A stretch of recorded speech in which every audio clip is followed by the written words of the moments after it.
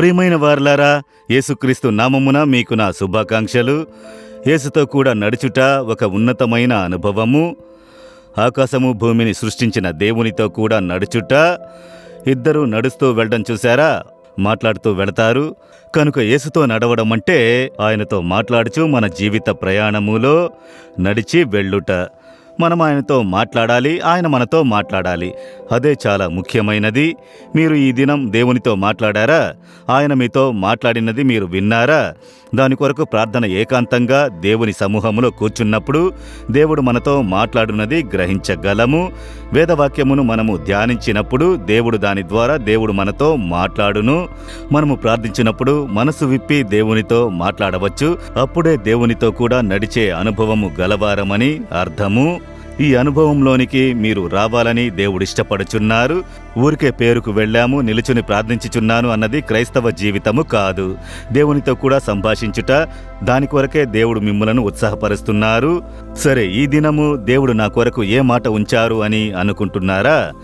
ఆదికాండము 17వ అధ్యాయము 1వ వచనములో అబ్రహామునకు దేవుడు దర్శనమై ఆయనను చూచి చెబుతున్నారు, నేను సర్వశక్తిగల దేవుడను, నా సన్నిధిలో నడుచుచు నిందారహితుడవై యుండుము అని దేవుడు చెబుతున్నారు. ఈ అబ్రహాము దేవునితో నడుచుచున్న ఒక మనుషుడు.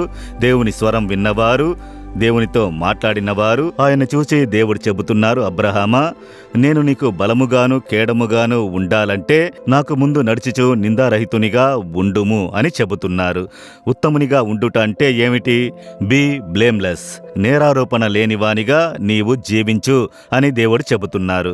మనం జీవించే ఈ లోకములో కుటుంబంలో జీవించుచున్నాం, ఆఫీసుకు వెళుచున్నాము, చదువుకున్న స్థలమునకు వెళుచున్నాము, ఒక్కొక్కళ్ళము ఒక్కొక్క విధమైన పనిలో ఉంటున్నాము. సమాజము మనల్ని గమనించుచున్నది. వారికి మధ్య నిందారహితమైన ఒక జీవితము జీవించాలి. ఎవరైనా మనల్ని చేయి చాపి ఇతడు లంచం తీసుకునే వ్యక్తి అలా చెప్పకూడదు. వీడు మోసగాడు, ఈమె కోపస్తురాలు, ఈమె దుష్టురాలు, ఈమె అత్తను ప్రేమించినది కాదు, ఈమె కోడల్ని తరిమి కొట్టి వేదన పరుచున్నది, ఈమె భర్తకు లోబడునది కాదు, ఇతడు భార్యను ప్రేమించడు. ఈ విధంగా ఇతరులు చెప్పునట్లు మనము నడుచుకొనరాదు. మన జీవితము కొరతలేని ఒక జీవితముగా ఉండాలి. ఎవ్వరూ మనల్ని చేయి చాపి నేరం మోపునట్లుగా ఉండకూడదు. అలాంటి ఒక జీవితమునకు మనం సమర్పించుకోవాలి. ఒకే రోజులో అది రాదు. మనము వదలకుండా ప్రార్థిస్తూ దేవుని సమూహములో దేవుని దృష్టికి మనము నిందారహితులముగా జీవించాలి. నాకు ముందు నడుచుచు నీవు నిందారహితునిగా ఉండుము అని దేవుడు చెబుతున్నారు. మనుషులు దేన్నైనా మాట్లాడనిమ్ము, చెప్పనిమ్ము, అది పెద్ద విశేషం కాదు. దేవుని దృష్టికి మనం నిందారహితులముగా ఉన్నామా? అదే ముఖ్యమైన ఒక కార్యము. అందులో మీరు జాగ్రత్తగా, దేవా, ప్రతిదినము మీ దృష్టికి నేను నిందారహితమైన ఒక జీవితము జీవించాలి, అందుకొరకు నన్ను సమర్పించుకుంటున్నాను అని సమర్పించుకోండి. దేవుడు చక్కగా మిమ్మల్ని నడిపించెదరు. ఎవ్వరూ నేరము మోపలేని ఒక జీవితమును దేవుడు అమర్చి ఇచ్చెదరు. దానికి ఆయన సహాయం చేయుటకు ఎప్పుడూ సిద్ధంగా ఉన్నారు. ఈ దినం చెబుతారా, దేవా, నేను మీకు ముందు ఎప్పుడు ఉత్తమునిగా ఉండాలి, నిందారహితునిగా జీవించుటకు నన్ను సమర్పించుకుంటున్నానని చెప్పండి. అప్పుడు దేవుడు చెబుతాడు, నేను నీకు బలమై ఉన్నాను, మహా గొప్ప కేడమై ఉన్నాను. అనగా ఏంటి అర్థము? నేను నీకు భద్రత, ఎవ్వరూ నిన్ను ఏమీ చెయ్యలేరు.